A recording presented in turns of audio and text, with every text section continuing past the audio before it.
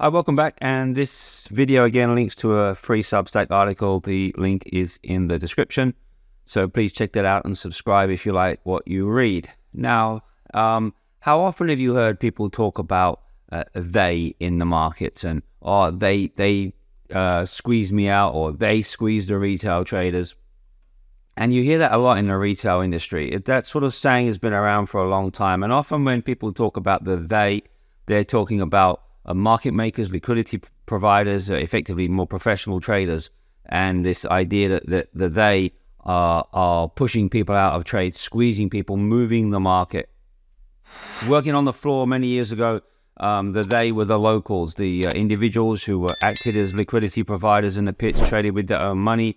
And essentially whenever a broker, execution broker, couldn't get the fill they wanted for their client, they would blame the locals. They are moving the market, etc., etc. And there was a view back then, if only we could get these markets computerized and get rid of the locals, it would all be better and we'd all get great fills. But of course, as soon as the markets become computerized, they just have another they that they talk about, right? When they can't get, they're on the wrong side of a trade, or whether they're a retail trader or broker on the wrong side of the trade, someone to blame, they are squeezing me. And the reality is that, market makers, liquidity providers have been blamed for this ever since they existed. And of course, in the modern world, we see on social media that belief in conspiracy theories and deep state and everybody's out to get you is just rampant out there.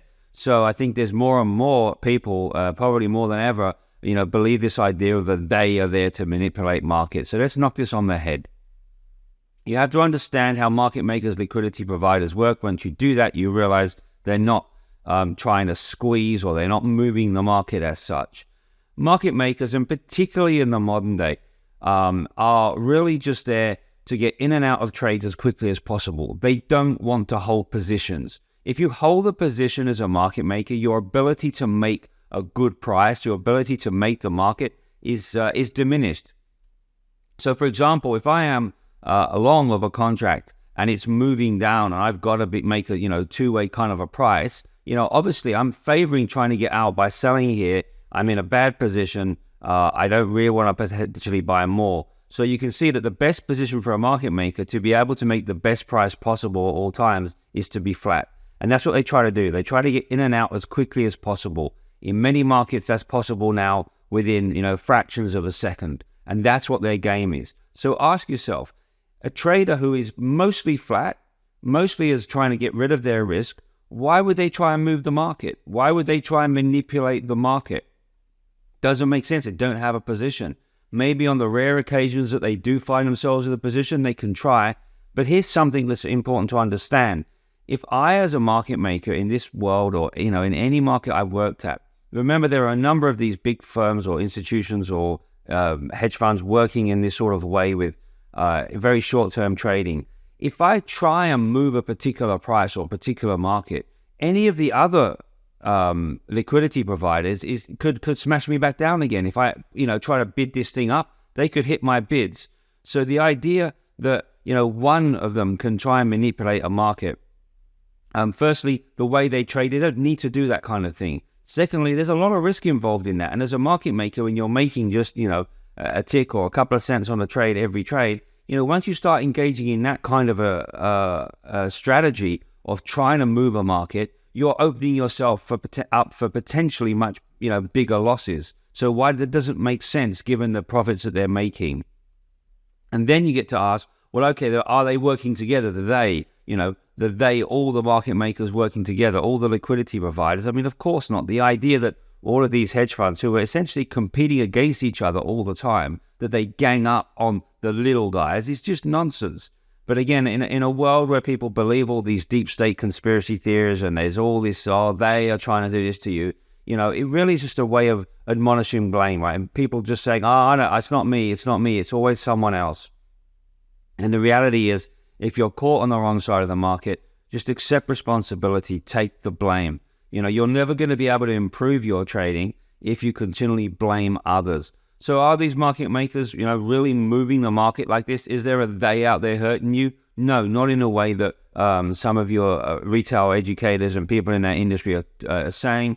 Of course, it gets clicks and it gets exposure by saying all this stuff. By conspiracy theories are what drives social media, let's face it, and even in the financial world. So these sorts of conspiracy theories have gained momentum.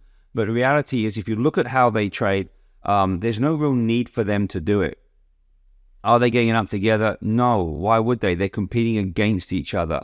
Most of the time, the decisions they make are so quick you don't even see it. So, we have to also separate this out from, do they change their price? Well, of course. Of course, market makers will change a price, will move their price. That's all part of market making. As conditions change, as the dynamics of demand and supply, or maybe something in the correlation or anything like that might change, they're going to change their price. Do they pull orders, add orders and pull orders into an order book? Yes. Is that necessarily something that means they're acting in a dodgy way? Well, no. Again, there will be times where possibly, yes, there will be very few occasions. There will be some occasions where adding and pulling orders will mean something a little bit nefarious is going on, okay? That are very few occasions. But most of the time, again, it's what they see, the dynamics of what they've got, what they see in front of them. And of course, if you've put bids into an order book and you suddenly see information that says, I shouldn't be bidding this anymore, you're going to pull your bids. And in that way, think about it, one of the liquidity type providers out there will be arbitrage trading accounts, which are generally algorithmic automated accounts nowadays. So for example, in the futures markets, of course, if the underlying index is moving up, they're going to be adding bids in. If the underlying index moves down, they're going to pull those bids. There's nothing dodgy about that. It's just obviously the way that they trade. If conditions change, they're going to change their price. They're going to change their orders. Again, some people see this and they think it means that they're, always acting dodgy. Are there a few bad characters around? Yes, we've seen that. We've seen a couple of people, over the years attacked or taken to court by authorities and regulators for stacking and pulling. And it does happen sometimes, but it's not the main game for market makers. As I say, as a market maker, have I done that in the past when I've been a market maker? On a few occasions, yes, I have. On a few occasions, not many.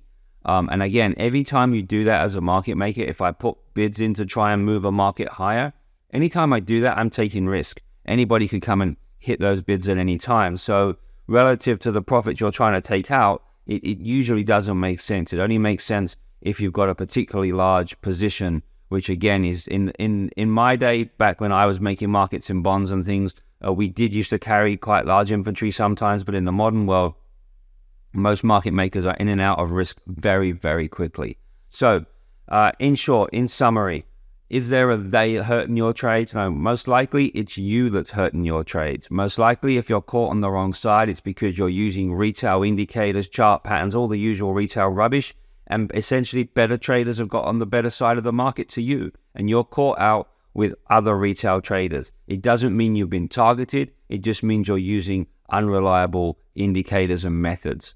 And in short, if you can't beat these better traders, the best way of going about it is to join them, find out how they trade, find out why they get on the right side of the market more often than you do, find out why they're not getting caught, find out the methods that they use to analyze the markets and how they trade, and then try and trade in that style rather than keep blaming the they. If you can't beat them, join them.